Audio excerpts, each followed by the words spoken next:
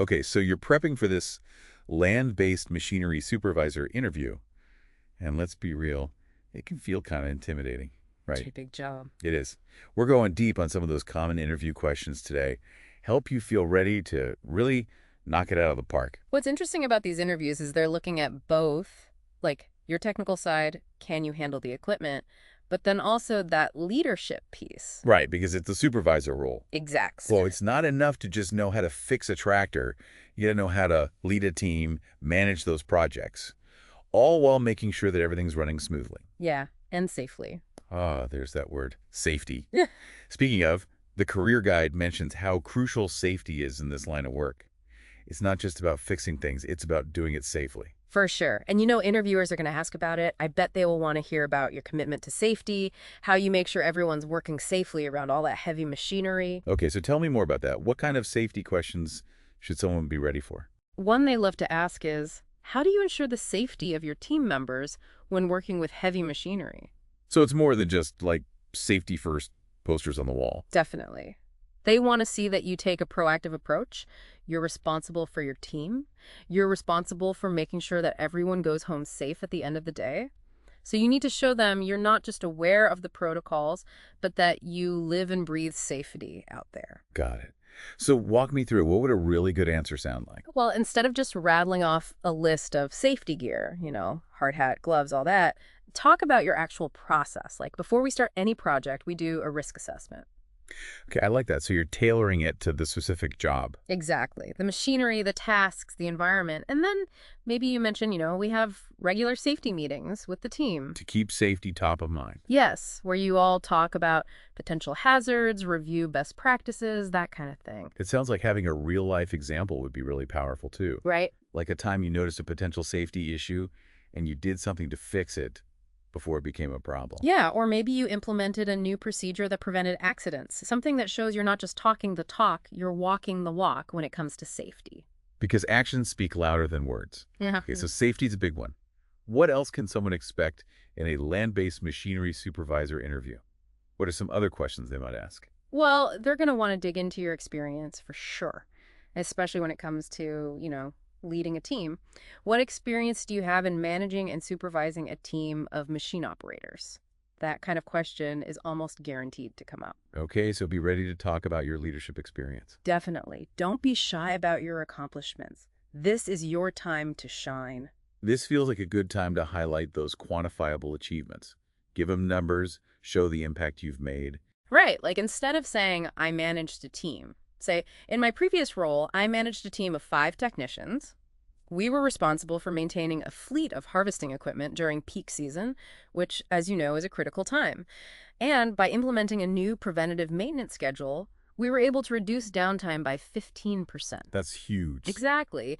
And it shows them you understand the bigger picture. You're not just fixing things, you're improving efficiency, saving the company money. And that ties back to what the career guide was saying about minimizing downtime. Because time is money, especially how expensive equipment and repairs are these days. It all connects, and interviewers are looking for people who get that.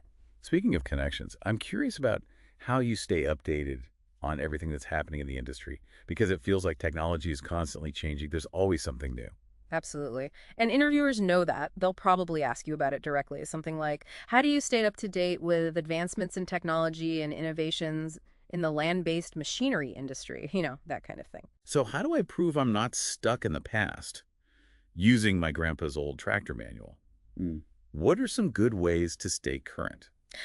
Well, for starters, there are some big industry conferences you can mention attending, like Agritechnica or ConExpo Conag. Those are the big ones. They are. You go to those, you see all the latest equipment, the newest technologies, you get to talk to the experts. It's a great way to stay in the loop. Right. And beyond the big conferences. Oh, there are tons of ways. Subscribe to some industry magazines, stay active in online forums, follow relevant people and companies on LinkedIn. It all helps. And it shows you're genuinely interested in your field. Exactly. It's about that continuous learning mindset. So when you're talking about staying current in an interview, don't just say, I read industry magazines. Right. Talk about something specific you learned recently. Like maybe you read an article about AI-powered diagnostics for tractors. Or you attended a webinar on the latest precision farming techniques. Exactly. Show them you're not just passively consuming information, you're actively seeking out ways to learn and grow. That's what they want to see. Speaking of staying ahead of the curve, I know we've talked about RoleCatcher before Yeah. and their AI-powered tools. Yeah. It can be a game changer, especially when it comes to, tailoring your answers to what interviewers are really looking for. Absolutely. I mean, their platform can analyze job descriptions. It can pick out those keywords, those skills that are important to that specific employer. So I'm not just using the same generic answer for every interview. Right. You're customizing your responses. You're showing them you understand their needs. It's like having a secret weapon in your back pocket, helping you stand out from the competition. I love that analogy. It's like having a personal interview coach in your corner. Okay, so we've talked about safety and team management and how to stay up to date with technology. What else? What other kinds of questions should someone be prepared to answer in a land-based machinery supervisor interview? Well, remember, this job is all about problem solving, right? Right, when those machines decide to act up. Exactly. And they will act up, inevitably. So they're going to want to know you can think on your feet, that you can handle those pressure situations. So you know they're going to ask about it. Be ready for that question. Can you describe a time when you had to troubleshoot a complex machinery issue? They want to hear about a time you saved the day. Okay, so this is my time to shine, right? Show them I can handle those pressure situations. Exactly. Don't be afraid to get a little technical here, but make sure you explain it in a way that anyone can understand, even if they don't know anything about tractors. So walk them through my thought process. Yeah. What were the symptoms? What did you check first? Did you have to test any components? Right, because there's a method to the madness. It's not just random guessing. Not at all. You want to show them you have a system, a process for diagnosing and solving problems. Okay, so for example, instead of saying the engine wouldn't start, I could say something like, the engine was experiencing intermittent starting issues. So the first thing I did was check the battery voltage, make sure it wasn't just a dead battery. Then I moved on to the starter motor and solenoid. I inspected them for any signs of wear or damage. Perfect. You're painting a picture for them. And don't forget to mention the tools you used. Oh, right.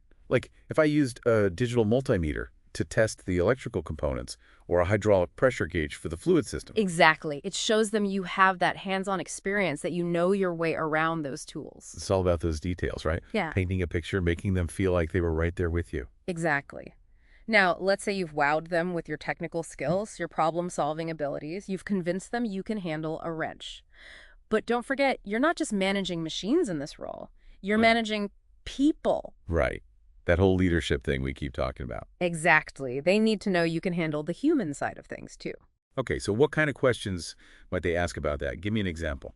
How do you ensure that your team members are properly trained and equipped to operate machinery safely and efficiently?